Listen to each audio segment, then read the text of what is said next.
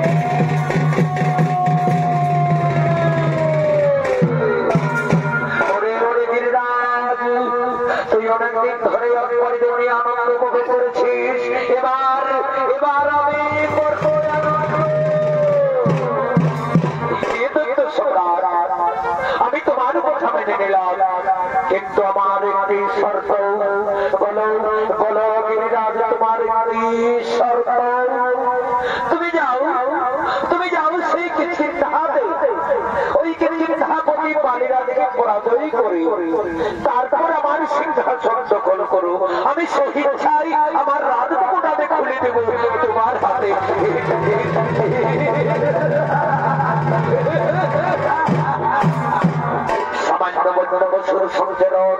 বুঝি বাড়ি লাগে পাঠার সময় যে সাগরা ঘিরে করেছে তার কাছে সমাজ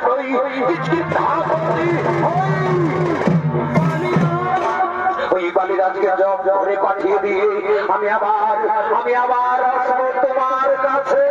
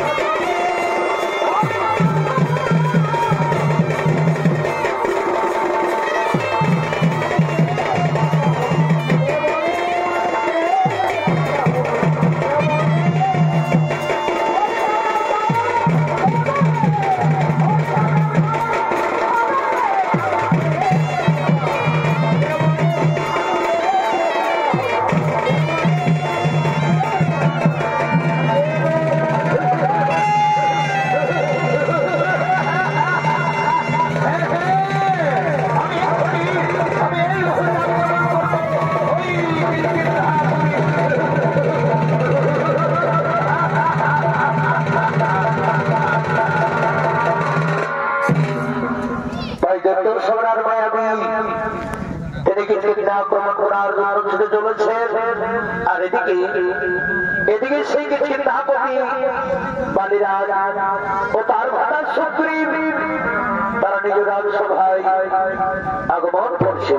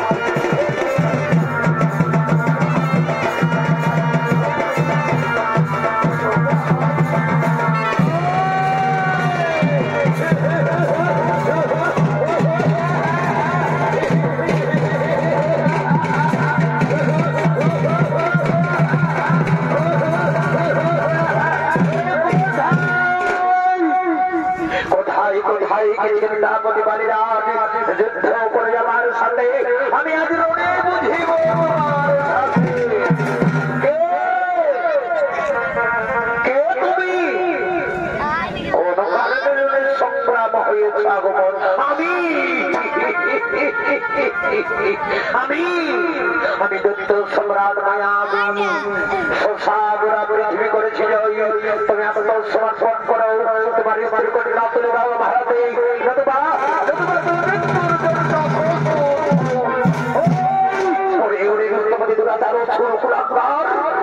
তোর পাপ ভাবের উচ্চারণ করতে তোর একটু তুই জানিস না এই বাড়ি কত শক্তিশালী কত ভয়ানক আই আই তাহলে দেখি কে কার জীবন নিয়ে করে খেলা আমি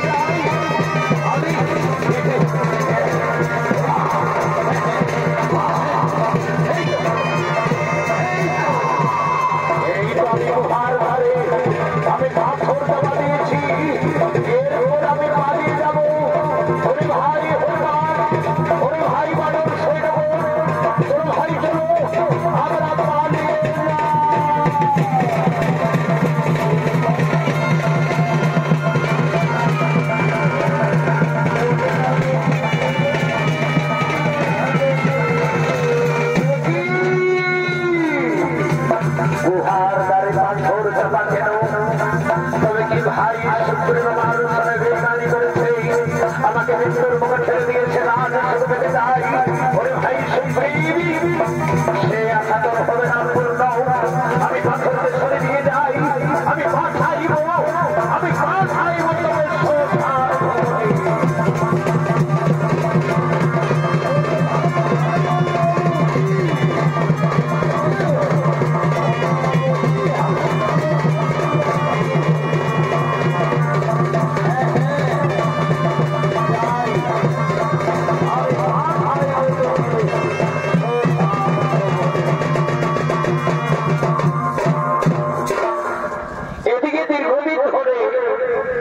বালিরাজার খোঁজ না পেয়ে তার হঠাৎ সুগ্রীবকে রাজাভিষেক করার জন্য হনুমান বানর সৈন্যগণ তারা পুনরায় আগমন করছে।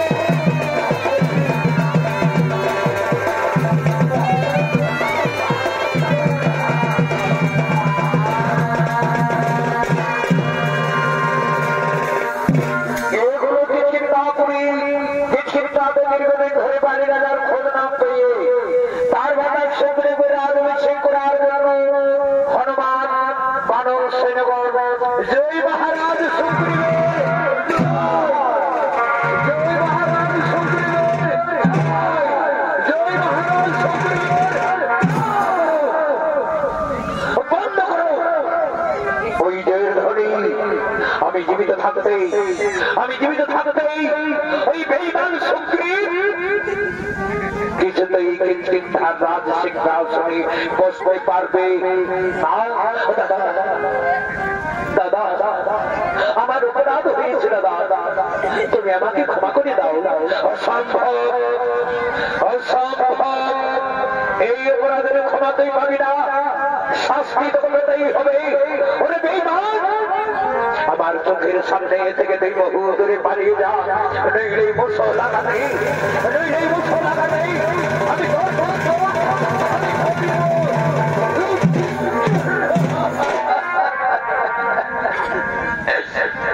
ক্ষমা কর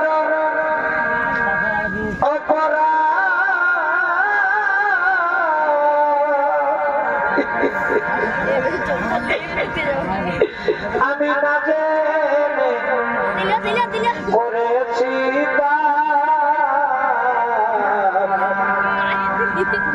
নিজ গুণে কৃপা করে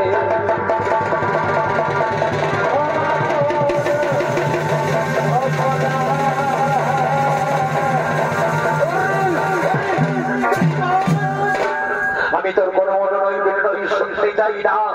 যদি তুই আমার সম্মুখ থেকে বহু দূরে তুই পালিয়ে যা, নইলে নইলে মুসো লাগাতে আমি তোর আমি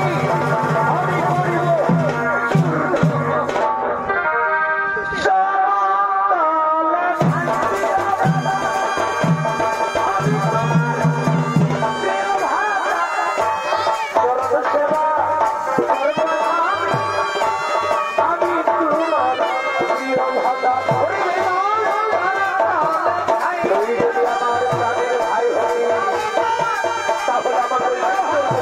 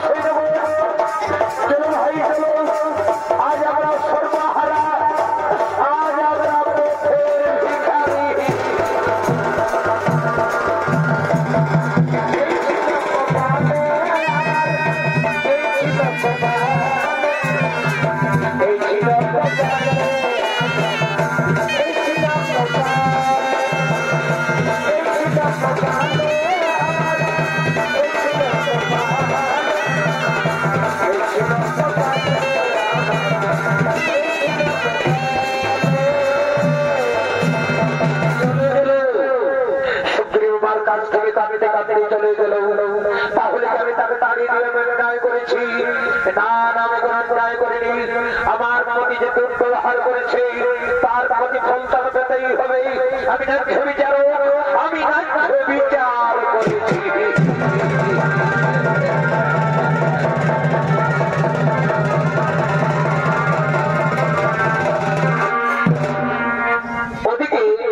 ওদিকে দুষ্টমতি দুরাচার রাবণের অত্যাচারে সীতার বিহনে শ্রীরামচন্দ্র ও তার প্রাণের ভাই লক্ষ্মণ আজ তো ভবনে কাঁদতে কাঁদতে ক্লান্ত হয়ে পড়েছে।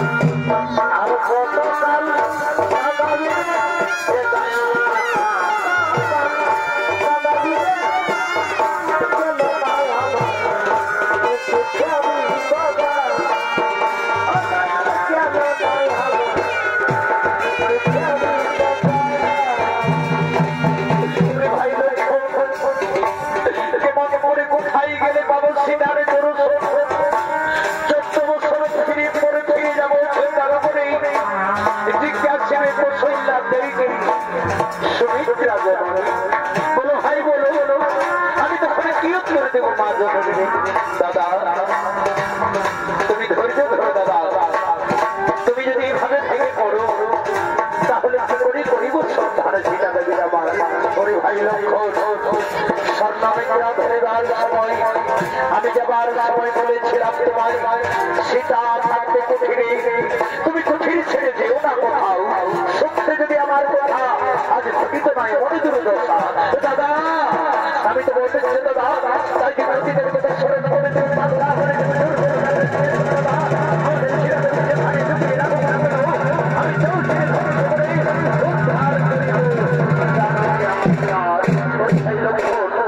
আমি ওরে ক্লান্ত ভাই, চলো ভাই চলো আমরা বৃক্ষ তলায় আমরা একটু বিশ্রাম দেবো। দাদা তাই চলো দাদা, তাই চলো।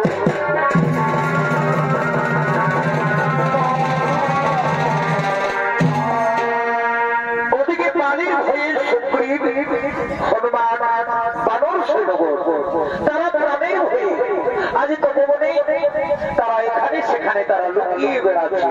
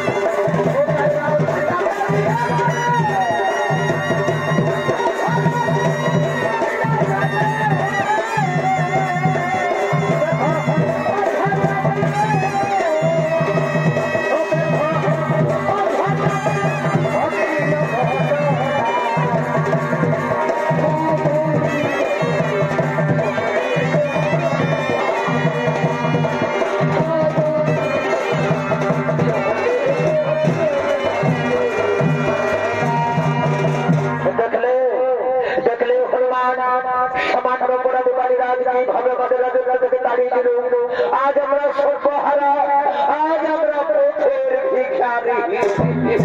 রাজা তুমি চিন্তা করো না রাজা, যে বাড়ি সে অচিরে পড়ে বাড়ির আগুন দাম বেড়েছে, তার নিজ খালিত কত অনিবার্য। হনুমান ওই হনুমান দুইজন তপস্যার বেশ দারুণ করে মানব বসে রয়েছে। আমার মনে হয় ওই মন্দির সাগর বাড়িরা আমাদের অনুতর পাঠিয়েছি আমাদের সন্ধানে। তুমি যাও, তুমি যাও হনুমান, তুমি তাদের পরিচয় এবং তাদের জিজ্ঞাসা করে এসো। হ্যাঁ রাজা, আমি যাচ্ছি রাজা। বলি কে হে তোমরা, কারা তোমরা, কোথা থেকে এসেছো? আমরা চন্দ্রনগর শরতের পুত্র, আমি শ্রীরামচন্দ্র, সঙ্গে প্রাণীর ভাই লক্ষ্মণ। কিন্তু তপস্বীর ভেষ কেন? পিতৃ সন্ত পালনের তরে ভাগ্য আসিলাম মনে, দুষ্টমণি দুরাচার হইল সীতার আমার, সেই সীতা দিনে অন্ধ মনে ঘুরে বেড়াই বনে বনে। তোমরা কি দেখেছো? তোমরা কি দেখেছো কোথায় লুকিয়ে রেখেছে ভার্য হারা সীতার আমার?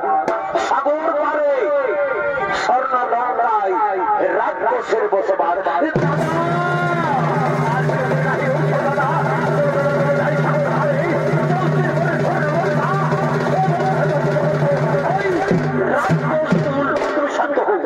তুমি শান্ত হো ভাই লক্ষণ, তুমি শান্ত হো। বলো বলো বলো বলো হনুমান, কেমন করে সেই লঙ্কা পুরী যাওয়া যায়? আমি মহারাজকে ডেকে দিচ্ছি, তুমি মহারাজের সঙ্গে পরামর্শ করো। আসুন আসুন মহারাজ, তোমার সামনে সর্বজয়ী নররূপে ভগবান শ্রীরামচন্দ্র, তুমি সাক্ষাৎ করো, তুমি তার সাথে তুমি বন্ধুত্ব করো। প্রণাম চরণে দুর্বাদল। আমি হনুমানের মুখে সমস্ত কথা শুনেছি। বলো বলো বলো, এখন আমি কি করি উপায়? আমিও তো তোমার মতো রাজ্য হারা ভার্য হারা। তুমিও বন্ধু রাজ্য হারা ভার্য হারা। শোনো বন্ধু, এক পথের পথে দুজন মরা। তুমি সীতা উদ্ধারের করো সহায়তা, তবু ভাতৃবিচ্ছেদ আমি করিব মোচন। আমি কি ফিরে পাবো আমার স্ত্রী কন্যা পরিজনের? আমি অঙ্গীকার করলাম তোমার পাশে, ওই বালিকে নিধন করে আমি তোমাকে বসাবো কিষ্কিন্ধার ওই রাজ সিংহাসনে।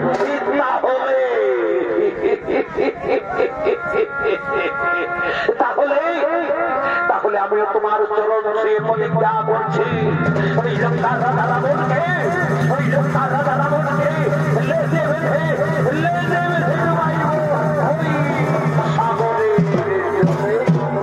তাহলে আর বিলম্বের নাই অবসর।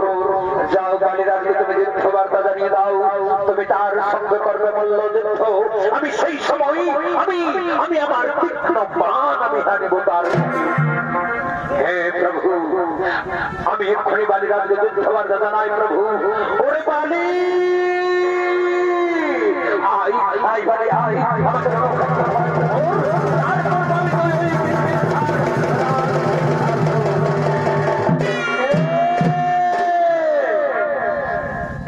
আমাকে আমাকে যুদ্ধ দাও বলে। কি সুগ্রীব, এ তো তোর সাহস, তুই করবি আমার সঙ্গে যুদ্ধ? হ্যাঁ দাদা, হ্যাঁ দাদা, যতক্ষণ দেহে থাকবে প্রাণ আমি বিনা যুদ্ধে না ছাড়িব ওই কিষ্কিন্ধার রাজ সিংহাসন।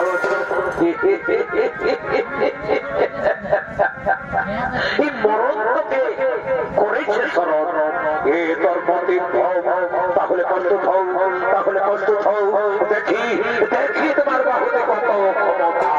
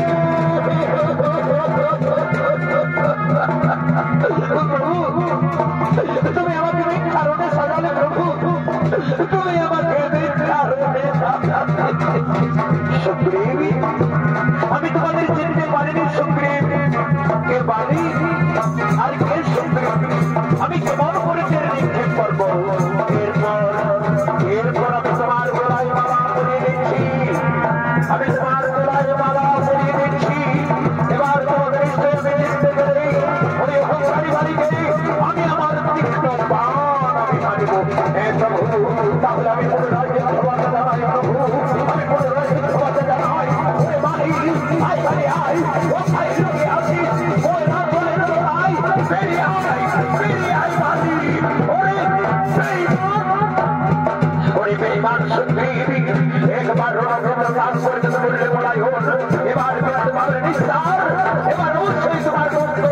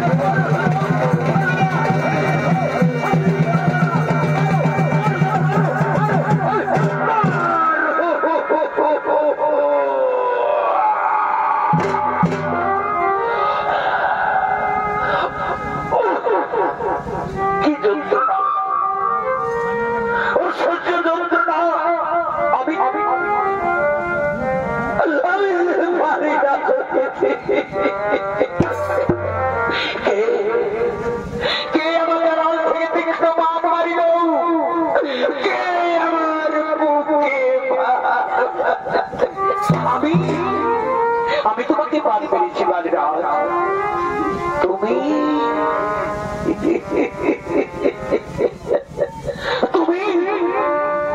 তুমি সেই দশরথের পুত্র শ্রীরামচন্দ্র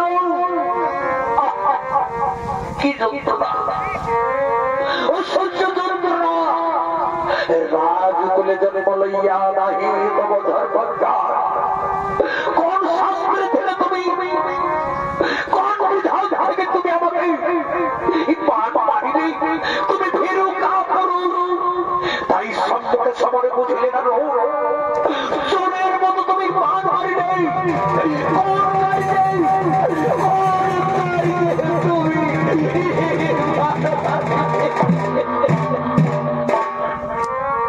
সেটা উদাহরণ করে আমি সুগ্রীবের শুনে করেছি মিত্রত্ব আমি প্রতিজ্ঞা করেছি তোমাকে মেরে ওই সুগ্রীবকে বসাবো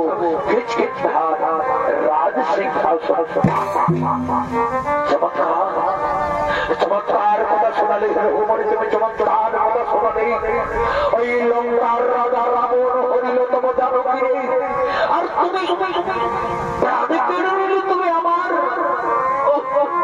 কি যন্ত্রণা আমি যে সহ্য করতে পারছি না বনে বনে ভনে বেড়াও মিলে ওই প্রকৃষ্ট শক্তির সঙ্গে পাপি পাপি পাপি পাপি মিলিত হয়ে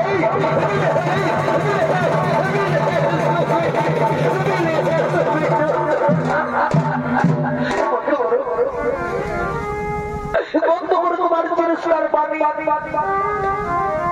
আমি যে পারি না সহিতে সত্যি তোমায় লজ্জা লাগছে রঘুমণি সত্যি তোমায় লজ্জা লাগছে অযোধ্যা রাজা দশরথ ছিল ধর্ম অবতার কিন্তু তার পুত্র হয়েছে তুমি গুণাগুণার কে তোমাকে ধর্মিক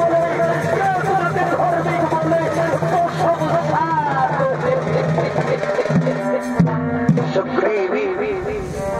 তোমার দাদার মুখ থেকে তুমি টিকটা তুলে দাও তাতে হয়তো একটু যন্ত্রণা কম পাবে হে প্রভু আমি তাই করবো প্রভু আমি তোমার আদেশে চলবো প্রভু দাদা তুমি আমায় ক্ষমা করে দাও দাদা আমি বড় অন্যায় করেছি দাদা আমি বড় ভুল করেছি দাদা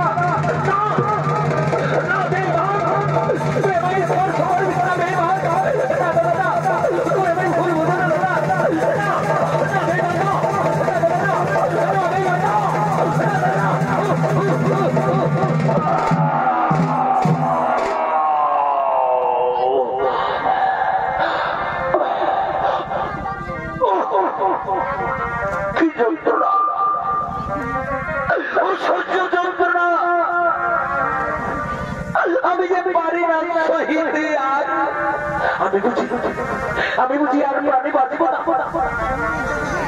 আমি বুঝি আর কোথায় কোথায় সুশান কন্যা তারা দেবী, তুমি দেখে যাও, তুমি দেখে যাও তারা তোমার বীর শ্রেষ্ঠ স্বামী আজ বীর লড়াই রণভূমিতে পড়ে রয়েছে, তারা তারা প্রাণ যায়, তারা তুমি একবার তুমি আমাদের দেখে যাও, তারা তারা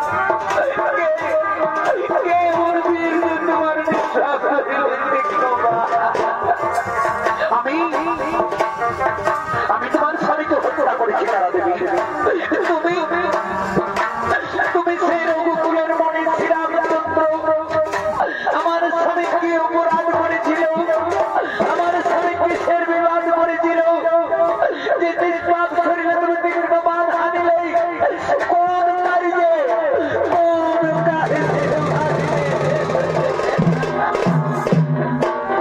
শোনো তারা দেবী, সীতা উদ্ধারের পরে আমি সুগ্রীবের সঙ্গে করেছি মিত্রতা, আমি প্রতিজ্ঞা করেছি তোমার স্বামীকে হত্যা করে ওই সুগ্রীবকে বসাবো রাজ সিংহাসন।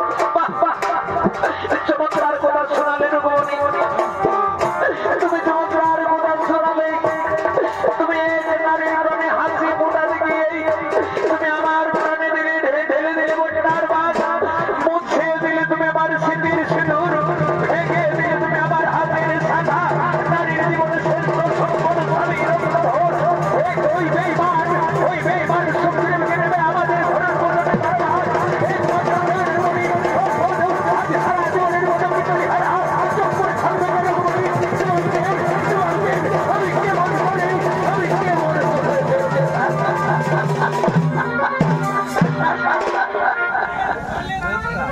শোনো তারা দেবী, এতে সুগ্রীবের কোন নাহি দোষ, সর্বদোষের দোষী আমি, শাস্তি দিতে হই, তুমি আমাকে শাস্তি দাও, আমি তোমার শাস্তি মাথা পেতে আমি গ্রহণ করে নেব, শাস্তি শাস্তি তোমাকে পেতেই হবে রঘুমণি, আমি তোমায় অভিশাপ দিচ্ছি রঘুমণি, আমি তোমায় অভিশাপ দিচ্ছি, সীতা উদ্ধার দিবে কিন্তু পুরোপুরি সীতা আরো সরে হইবে বিচ্ছেদ করে না, আমি যেমন চোখের জলে হাত আর করে ধরি বাধা করি, তুমি এই স্ত্রী বিচ্ছেদে ওই সীতার বিচ্ছেদে হাত আর করে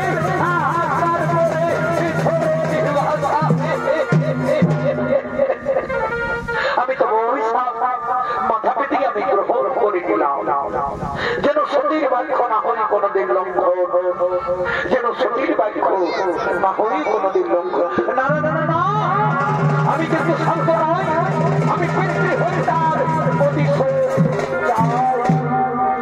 তাই হবে বস্ত্র, তবে অভিলাষ আমি অবশ্যই করিব পূর্ণ, তবে এখন নয়, অপর যুগে তুমি বেদ রূপে জন্মগ্রহণ করবে। আমি যেমন তোমার পিতাকে আড়াল থেকে বাদ মেরে হত্যা করেছি, তেমনি তুমি আমাকে ওই লীলাবসানে আড়াল থেকে বাদ মেরে হত্যা করবে। তোমার হাতেই হবে আমার মরণ, তোমার হাতেই হবে আমার মরণ। এখন এসো বালির সৎকার্য করি এবং সীতা উদ্ধারের কার্য করি।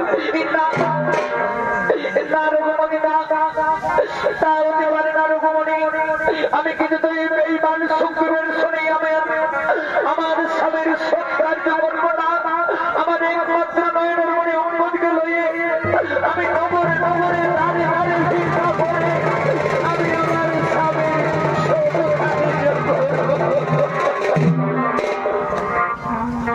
পাখি জামা দিয়া দয়া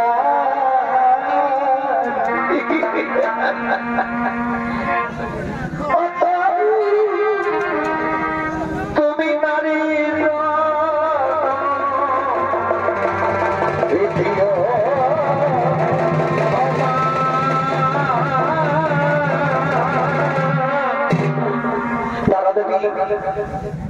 তুমি শান্ত হো তারা দেবী, তুমি বলছো মুখের আমি কেমন করে শান্ত হবো রঘুমণি, আমি কেমন করে শান্ত হবো?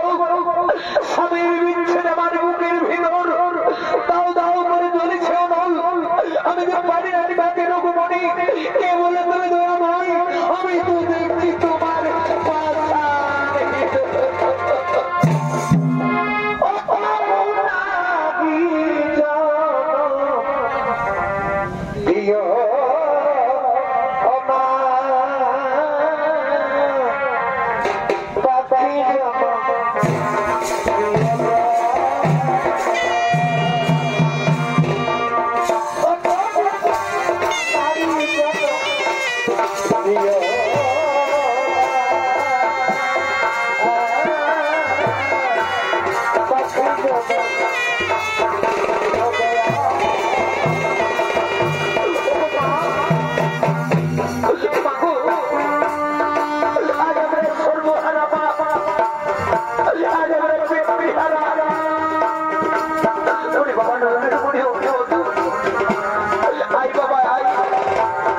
আমরা ওই